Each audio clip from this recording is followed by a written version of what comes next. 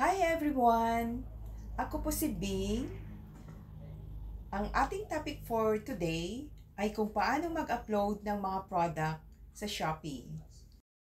Bago ko ipakita kung paano ang pag-upload ng mga product sa Shopee, ipapakita ko muna sa inyo kung ano yung sinasabi nilang listing.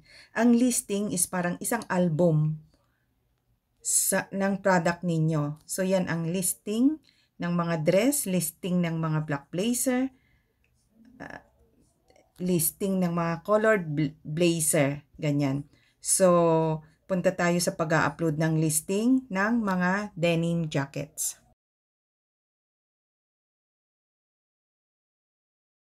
Number 1 is cover photo.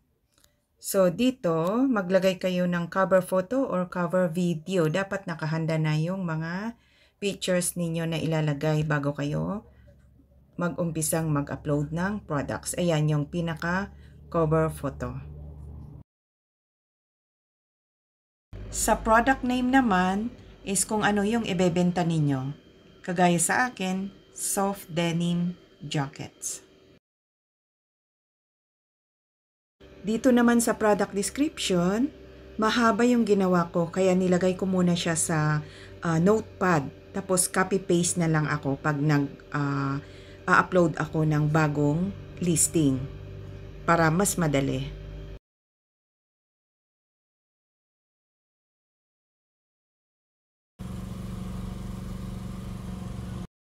Sa product photos naman, ganito ang ginagawa ko. Nag-download ako ng Piccollage kahit na anong apps ang i-download nyo para sa editing ng photos. So, ganito lang yung ginagawa ko. Simple lang siya para malinis, tignan yung i-upload yung picture.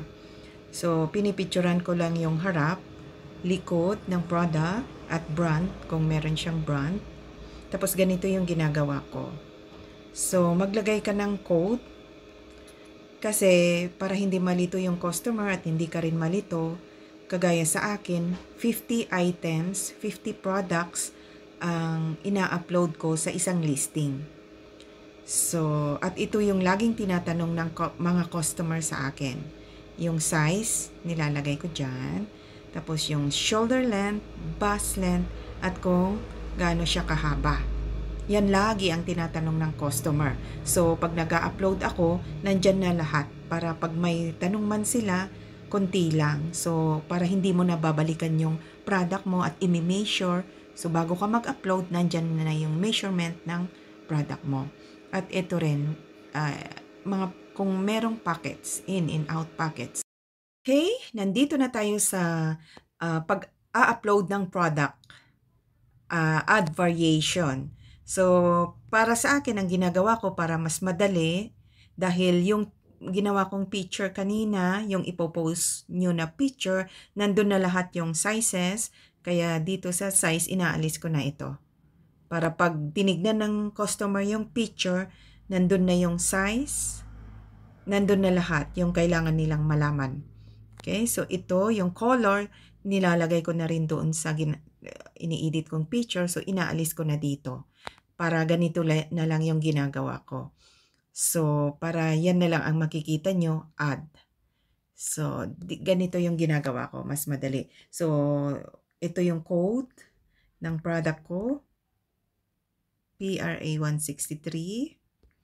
Yan, tapos add pa kayo.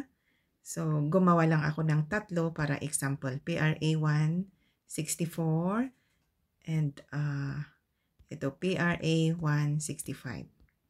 Okay, so pagkatapos nyong gawin yan, ipindot nyo yan. Tapos lalabas doon sa baba yung paglalagyan nyo ng picture. Ito, pag una pa lang at wala talaga kayong experience, nakakalito. So, dito sa akin, unti-unti kong ituturo sa inyo.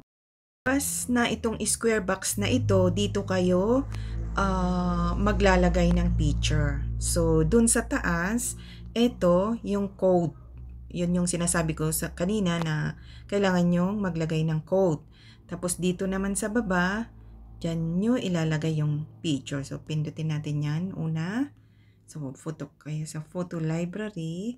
So, kailangan nakahanda yung picture ninyo para lagay lang kayo ng lagay. So, dito, pipindutin ko yan. Yan yung PRA. See it. Ayan, bagal lang yung... Oh, yun. Napunta na siya. So, pangalawa. Bilisan ko lang para mas madali. Pangalawa, yung pangalawang photo. Ayan. Paulit-ulit lang yan. Hanggang 50 items ang pwedeng ilagay sa isang listing. So, ang pangatlo na example. So, 3 lang yung ginawa ko. Para mabilis. Ayan. Ayan. So, pag nalagyan nyo lahat yan, magre-red dito sa baba. Next variation. So, punta na tayo dito sa next.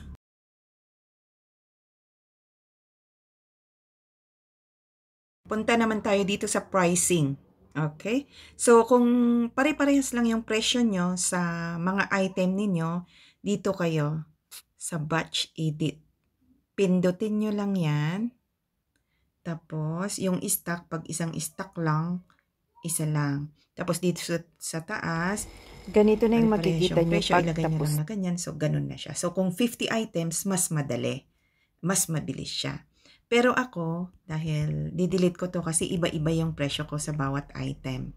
Kaya, dito sa stock, tagi-isa lang yung stock ko. So, dito, iba-iba yung presyo ko. So, ginaganon ko siya. Manual. Pag iba-iba yung presyo. Okay? So, after that, after nyo nalagay ng presyo, punta kayo dito sa next. Save nyo. Yan. Ito yung ginagamit ko sa pagkuha ng bigat ng aking mga products. Sa isang listing, pwede kayong maglagay ng 50 items. So, sa 50 items na yun, hindi ko sila kinikilo na isa-isa. Ang ginagawa ko, kung mabigat masyado, hinihiwalay ko na siya ng listing kung 1 kilo plus. So, sa akin, hindi naman nagkakalayo yung bigat ng denim jackets na iba, nasa 0.75 to 0.82, ganon. So, ang kinukuha ko na bigat is 0.78. Okay, ang next na gagawin nyo is dito sa shipping fee, pag pinindot nyo yan, ito yung lalabas, yung kilos na ng product ninyo. Ito, ganito yung nilalagay ko, 0.78. Pag mabigat na siya, sinisiparate ko na siya ng listing. Okay? So, yung width is nasa 15. Okay, and length, 25. And height, nilalagay ko 5. Okay, so, after that, pindutin nyo itong save. At sa courier, automatic na JNT ang nakalagay dito sa lugar namin. Depende sa lugar. At maximum 50 kilos. Ito, condition. Kung new or use. So, pindutin nyo yan. Ako use, nilalagay ko yan. So, confirm nyo lang siya.